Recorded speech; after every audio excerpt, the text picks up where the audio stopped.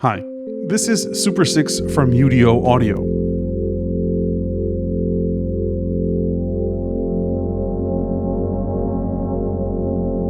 It's a 12-voice hybrid synth with analog filters and digital FPGA-based oscillators, which are intended to provide the best of analog and digital worlds, meaning high-frequency modulation like analog oscillators and waveform flexibility like digital ones. UDO call it binaural, and it indeed can split its voices up to work semi-independently in the left and right channels. In this video, I'll take a look at what Super 6 can do, its pros and cons compared to other synths, and a few patch tips and ideas along the way. Now, before I start, a quick disclosure: UDO sent Super 6 over for review. There was a cost to it, but much below retail. That said, as always, they have no say over the content of this video. This channel is funded by viewer support on Patreon, the ad you just skipped, or YouTube Premium, and the occasional affiliate link in the description. By the way, as I made this review, I created about 20 or so presets. All of these will be available on my Patreon. Now we'll hear more sounds along the way. Let's start with an overview. Externally, Super 6 is designed very much like a Roland synth from the 80s. It's not a clone, but if you've ever used an SH-101, Juno 106, or Jupiter, you'll feel at home. The build feels very solid. It has an all-metal enclosure. The motion of the faders and knobs is excellent with just the right amount of resistance. Super 6 isn't cheap, but it doesn't feel like anyone had cost-cutting top of mind. It has a 4-octave Fatar keybed with velocity sensitivity and aftertouch, which gives pretty good control, but it is mono aftertouch, not polyphonic aftertouch. If you're a Roland fan, you'll love the bender. Left to right control is excellent. However, the forward mod motion has very short travel, so if you like to use mod wheels, you won't get one here. You can, however, assign the pitch bender to anything you like in the mod matrix. It'll just bounce back.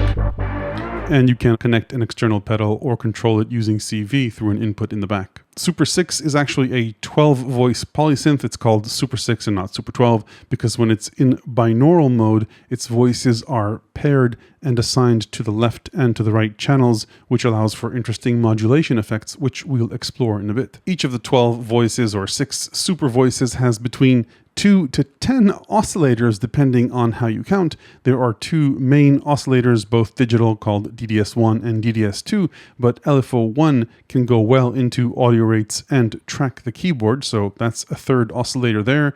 And DDS1 can produce 6 detuned copies of itself per voice, so that's potentially 6 more. And if you put DDS2 in LFO mode, you get another sub-oscillator in addition to DTS2 being an LFO. By the way, envelope 1 can also loop and sort of track the keyboard, but it's not really playable as an oscillator, so let's leave it at 10. I also didn't count LFO2, not just because it can only produce a lowly triangle waveform, but also because it's global for the synth as opposed to LFO1, which is independent per voice or per pair of voices. Each voice also has an analog filter, a main SSM 24 dB per octave resonant low-pass filter with a high-pass filter that can be either fixed at 500 Hz or track the keyboard along with the low-pass filter. Super 6 isn't bitimbral, but it does have a crossfade mode where you can determine a split point where oscillator 1 and oscillator 2 will crossfade into each other across 2 octaves, but apart from the split point, you can play 2 separate oscillators on the left and on the right. They will, of course, share the filter and the VCA as well as the effects. Moving on with the hardware tour, Super 6 has 2 stereo effects, a digital delay,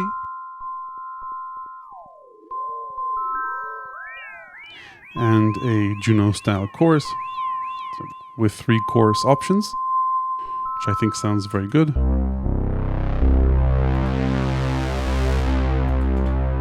and it has an arpeggiator and 64-step polyphonic sequencer, as well as a very interesting mod matrix that's managed using these buttons.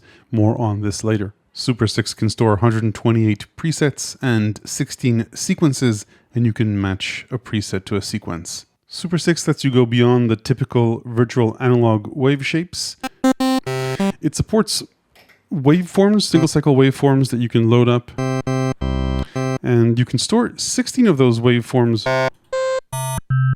which are easily accessible when you're in wave mode. But once you use a waveform in a preset, that waveform is stored along with the preset, and then you can load up different waveforms. So potentially you could store dozens of waveforms on board.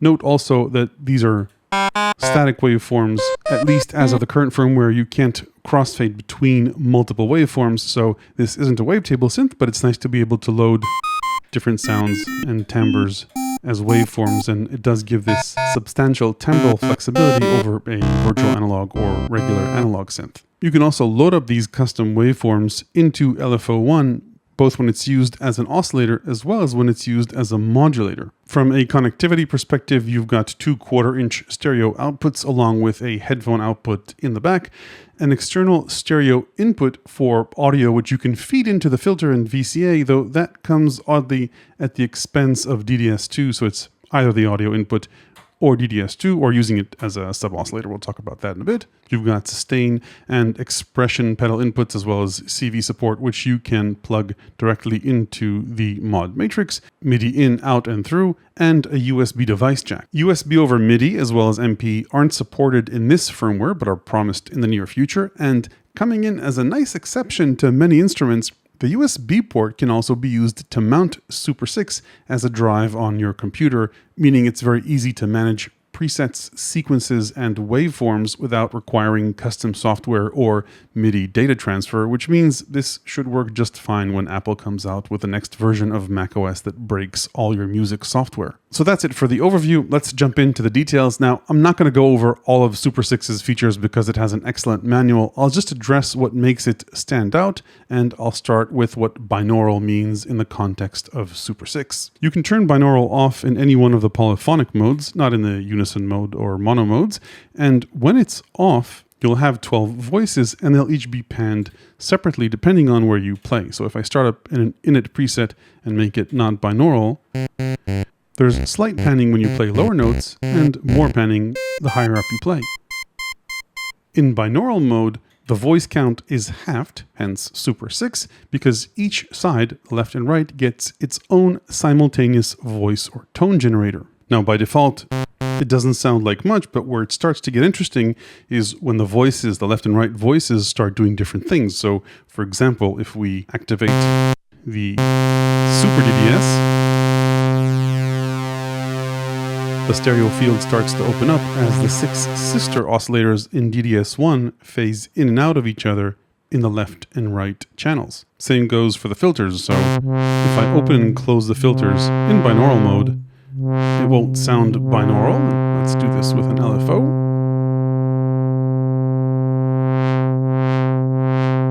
But using the left-right phase function of the LFO, as I start to phase the left LFO apart from the right LFO, and hopefully you're listening to this in stereo, you'll start to hear the binaural effect. It's not simple panning, it's stereo filtering.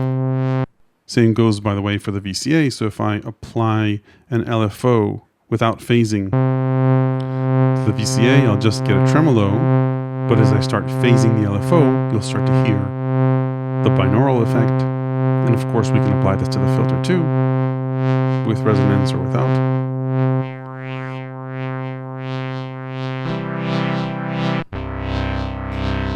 So this phasing can be applied, aside from DDS1, to anything that LFO1 can be patched to, which is the pitch of DDS2 and the VCA and the filter. Unfortunately, at least as of this firmware, LFO1 isn't a source in the mod matrix, but potentially, if they do find a way to add it here, then you could apply to anything else that you wanted to modulate independently in the left and right outputs. So just in the context of what this sounds like in a preset,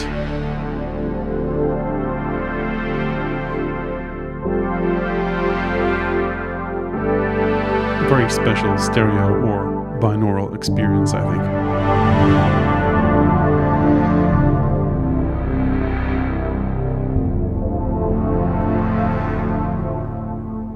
Now, aside from the binaural aspect, the next thing that's not like other synths in Super 6 is its oscillators, its FPGA-based oscillators. Let's start with DDS1, and I'll start with an init preset again.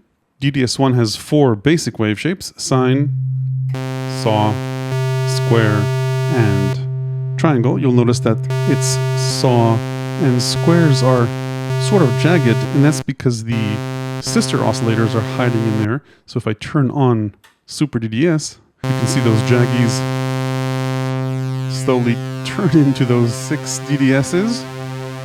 And you've got control over both detuning and SWM, which is frequency modulation for the sister oscillators. And there's either half mode or full mode, which goes to the extreme here. But yeah, this is basically a super saw if you're using saw or super sine or super square. 7 simultaneous oscillator, still in polyphonic mode. So do the math there, 12 voices times 7 just in DDS1, and then other shapes for DDS1 are noise, and then the waveform, the single cycle waveform option. When the wave menu is on, you use these buttons to choose the different waveforms, and these are the factory waveforms. You can load up your own. There's no editor for it, but you can create waveforms using Audacity, and these waveforms can be super waveforms too.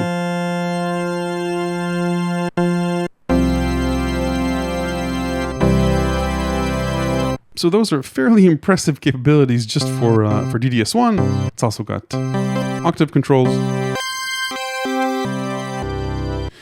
And that's DDS1. Let's talk about DDS2. The mixer here lets you crossfade between DDS1 and DDS2. DDS2 only has simple waveforms. You can't load waveforms into it. So sine, saw, square, triangle, noise, and then a variable pulse width.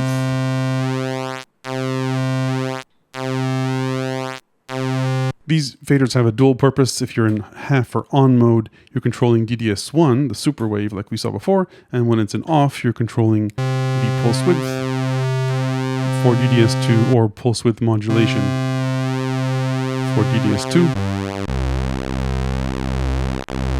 And the mod source is either LFO1, envelope 1, or both.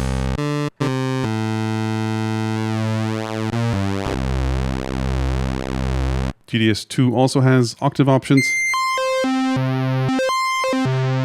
And fine-tuning. Oddly, this goes 10 semitones up, even though it says 6 here, and down. Would have been nice if there was a whole octave range here, I think. And then DDS2 also has an LFO mode, where you don't hear it, and then you can replace it with either a sub-oscillator to go along with DDS1, or audio coming in through the external input. And when it's not in LFO mode, then these options apply. So normal is just normal, and then crossfade will crossfade the keyboard between DDS1 and DDS2. So you choose the crossfade point, and then lower part is DDS1, and the higher part is DDS2, and then they'll crossfade across the crossfade point. And there's also oscillator sync for DDS2.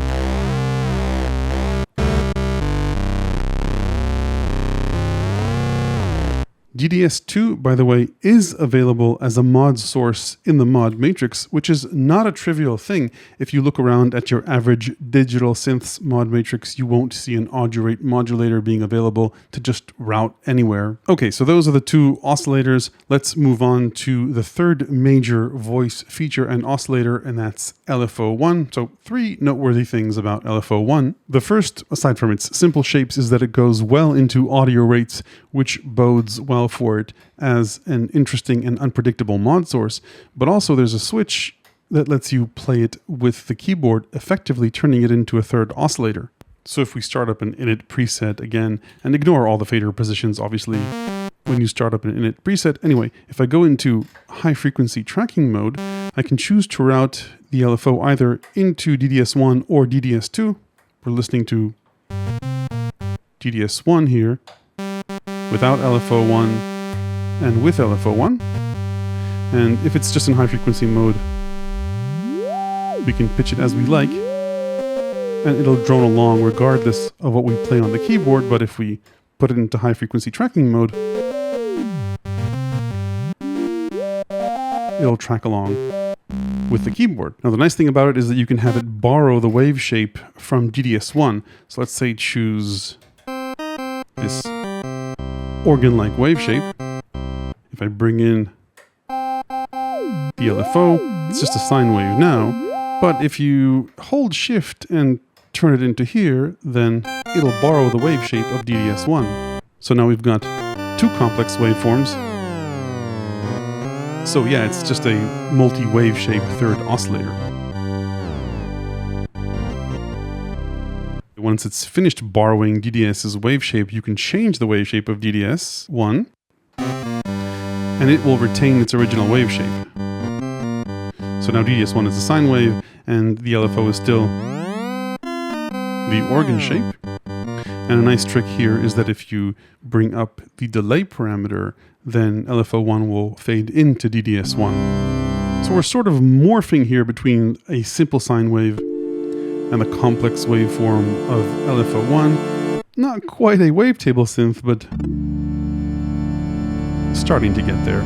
So to sum it up, you can mix LFO1 either into DDS1 or into DDS2. There's no way to set the relative level between the two once it's there. Hopefully that will be added in the future. Now a nice twist when LFO1 has a custom wave shape is that you can also use it as an LFO with that wave shape. So let's assign it, say, to the filter cutoff. And we have now turned LFO1 into a rhythmic modulator. So like I said, LFO1 has three noteworthy features: the fact that you can play it like an oscillator, the fact that you can load custom wave shapes into it, both for audio rates and for lower rates, and the third is the phasing, which we already talked about, which gives Super 6 its binaural character. Okay, let's move on and talk about the filter. It's a 24 dB per octave 4-pole ladder filter with resonance that will self-oscillate. And as is characteristic, when you crank up the resonance, you lose bass. However, it has two drive modes. The first compensates for that. So notice how levels barely change when I increase resonance.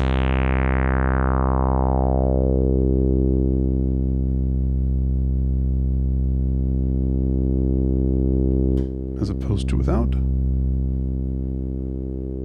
And then drive mode 2 gives it a more distorted character.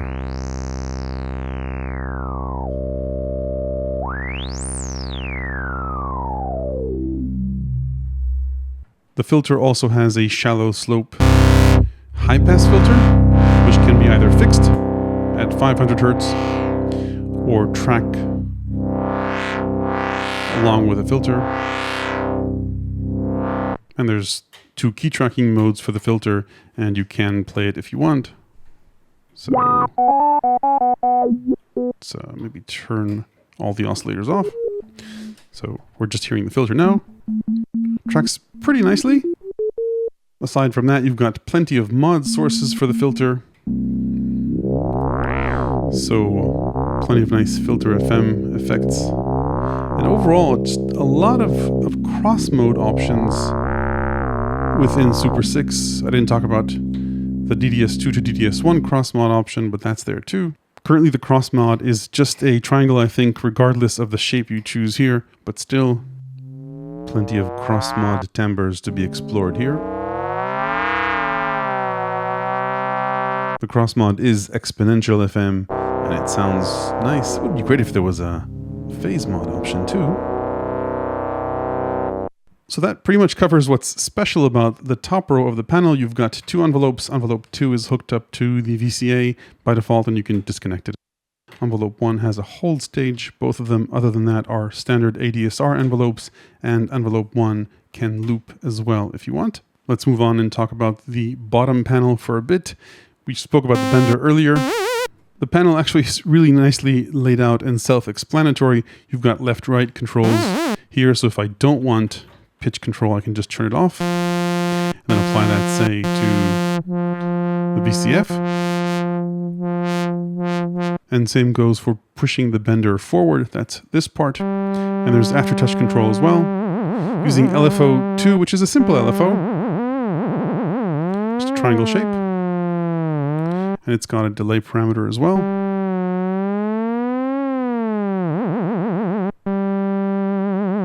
Portamento is self-explanatory. Both legato and non-legato modes. And if you're in polyphonic mode, there's polyphonic glide. There's a panel mode if you want, which ignores the preset and just plays whatever craziness is going on here. And if you want to go back to the init preset, it's all the switches down and yeah, these up should do the trick, more or less. There's a Unison mode if you want to stack the oscillators even higher. And there are a few Unison options if you hit Shift, octave, fifth, and major chord option. Moving on to the left, you've got an arpeggiator and sequencer. Let's start with the arpeggiator. Pretty straightforward. A few octave options.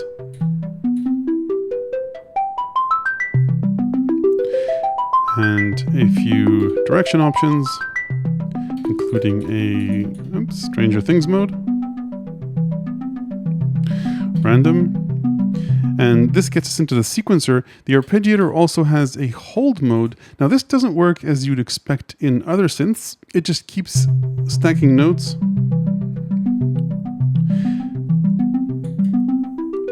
And you can't swap that once it's held. So if I want to play, say, a different chord, those notes will just be added to the other ones. So if you want to swap out notes, you'll have to turn hold off.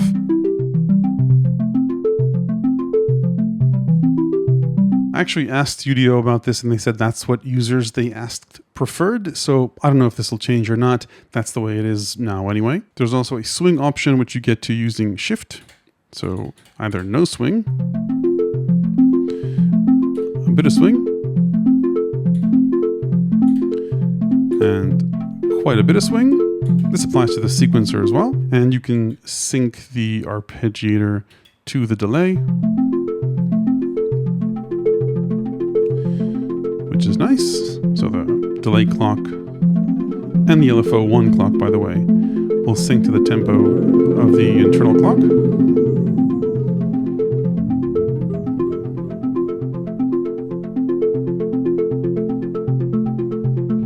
So that's the arpeggiator, and if we go into sequencer mode, we can access the 64-step sequencer. You can't play live into it, just step sequence.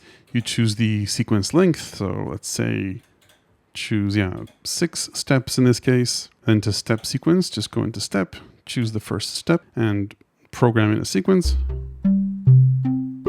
We can hear that sequence. Once the sequence is programmed in, you can either choose to transpose it if none of these LEDs are lit up, and hold it if I like. And I could save that using Store and Shift, or load up different sequences. And let's transpose this. So you can both transpose and swap sequences on the fly. It won't wait till the sequence is done to swap. Would have been nice if there was an option for that, but if you time it right, you can swap sequences. If the sync button is pressed, then you can time delays to the sequencer, just like the arpeggiator.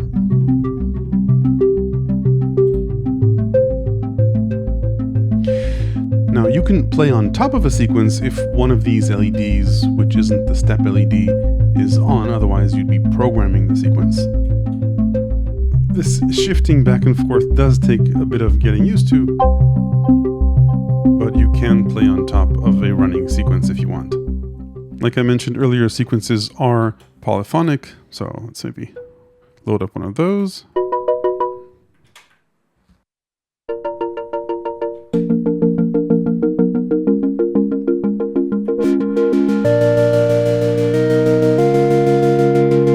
And aside from sequences being polyphonic, you've also got slide options if you want, as well as accent options. So yeah, you can get your 303 on if you want.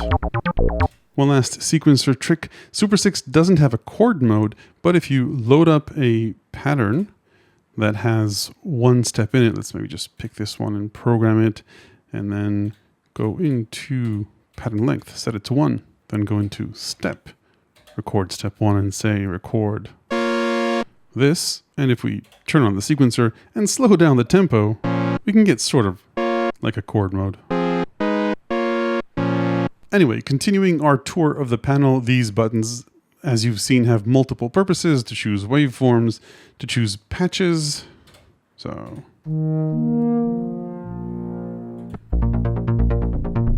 load up and save sequences, but they're also a mod matrix. So if you hit mod assign, you have access to 8 mod sources as written here on the panel, and you can modulate almost everything on the panel except the mix knob for now, and I'm told that will change, or have easy access to parameters through the destinations up here, these 8 destinations. So let's say that I wanted Aftertouch to impact the cross mod parameter. Making a connection is as easy as that. Then I need to increase the mod depth. Now I have Aftertouch cross mod. Now, like I mentioned earlier, these parameters aren't the only destinations that are available. So let's say that I wanted to also modulate the filter cutoff with Aftertouch. So I would just hold Aftertouch, move the filter cutoff, again set a mod depth, and now I'm modulating both.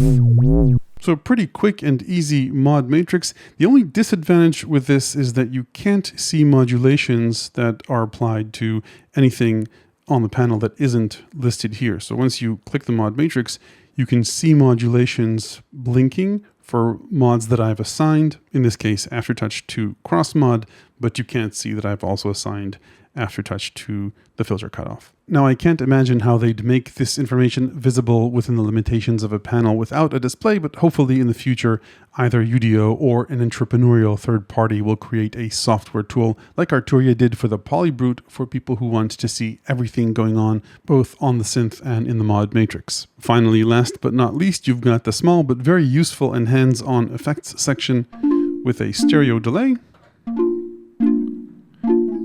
with a simple level and feedback controls. Feedback will self-oscillate, but not to a level of an annoyance. So it doesn't overdrive, it just stays static if you want it, and fades out if you don't. And then maybe I'll just take an init patch. The chorus sounds very rich again. Before and after, and there's a 2 option, and then a 1 and a 2 option. At first, I was a little bit dismayed to learn that there's no onboard reverb, but I can sort of understand why. A reverb would wash out a lot of what makes the binaural aspects of Super 6 special, whereas the stereo delay doesn't. Plus, if you can afford this and like reverbs, you probably have a good reverb around the house anyway. That said, it would certainly have been nice to have one on board, of course, and to store as part of the presets. Okay, let's talk about the pros and cons, and I like to separate these into hardware and software or firmware pros and cons, because the hardware isn't going to change and software or firmware might. On the hardware side, pros for Super 6 is that it really feels top-notch. Everything moves and responds the way you'd expect a premium synth would. Looks are obviously subjective, so your opinion is as good as mine, but to me there's something really inviting about Super 6. It all just makes sense, and yet there are enough cross-mod options to keep surprising you as you explore new sounds. If I had to name my top 3 cons on the hardware side, it's that there's no screen. We'll talk about that in a bit. The mod travel is really short and stiff on the bender, and that the keys stick out from above the base of the frame, which puts me into swivel chair anxiety. You do have these side protectors, so if you laid the synth on the front for some reason, the keys would survive, but I worry about incoming objects in the middle. So about the lack of display, clearly that's an intentional design choice. Like I mentioned earlier, nothing about this synth feels like someone was trying to cut costs on a display. And I can't say that I enjoy menu diving, but for some things it feels very much missing. For example, naming the presets or sequences, transparency about modulation destinations beyond the 8 that are available in the matrix, a tempo readout, maybe settings or knobs values when you change presets. All of these would have been really nice to have. Plus, if in the future UDO want to add additional features that aren't labeled on the panel, having a display would make that easier. On the firmware side, or things that we'll hopefully see as future updates, my top request would be to have wavetable support so that you can morph between the 16 waveforms that are stored on the synth. Like I mentioned earlier, I think that the Arpeggiator hold function should remove held notes when you play a new chord, and for the sequencer, it would be nice to see a few parameter automation lanes. You can automate the bender, but it would be nice to just be able to turn a knob and see that automated in the context of a sequence. I don't know if it would be possible, but it would be nice to see phase modulation on top of the exponential FM cross-mod that's currently implemented, and additional cross-mod waveforms from DDS2 to DDS1. Finally, again, like I mentioned earlier, it would be nice to see LFO1 available as a mod source on the mod matrix, and potentially other options for binaural modulation aside from the left-right phasing on LFO1. Now, I asked UDO about all these things, and they didn't mention that they were out of the question, so I guess it's a matter of user demand. The promising thing is that even though this is commercially available and they're selling it, the firmware version is only 0.25. So clearly that's an indication from UDO that they plan to add stuff here. MPE isn't available, and that's committed on the panel, but potentially other things could be added as well, again, based on what users ask, I guess. On the pros side for Super 6, it's, well, contrary to what I said before, is that there's no screen, no hidden options, and very few confusing shift functions, certainly not for the top row of controls. What you see is literally what you get, and yet despite that, there's a surprisingly large number of audio cross-mod options and little tricks here and there that bring a lot of interest into whatever's going on. I explore just the tip of that iceberg both in the intro and the outro to this video, and as odd as it may sound, in certain ways, this synth reminds me of Lyra 8 in that you can pretty much audio rate cross-mod anything into anything. If you're open to experimentation and pushing these faders up, you can get into very interesting sonic territories. Super 6's ability to load up custom waveforms means that its timbral palette extends way beyond simple analog waveforms, and the ability to use its binaural features for stereo filtering and modulation isn't just a gimmick, it does make it stand out. So yeah, if you want simple synth sounds, Super 6 can produce them and does an excellent job at it, but it's when you start cross-modulating LFO1 into DDS2 and into DDS1 with some audio rate mods from a looping envelope layered with binaural modulation and tempo synced delays, that's where I think Super 6 starts oozing out new and interesting timbral sweet spots. So that's it for Super 6. Along the way, while reviewing it, I created about 20 different presets. I'll upload those to my Patreon, where you can also find my ever-expanding book of electronic music ideas, tips, and tricks. Hit like if this was useful, ring the bell below if you want to make sure you don't miss the next one. Thanks for watching.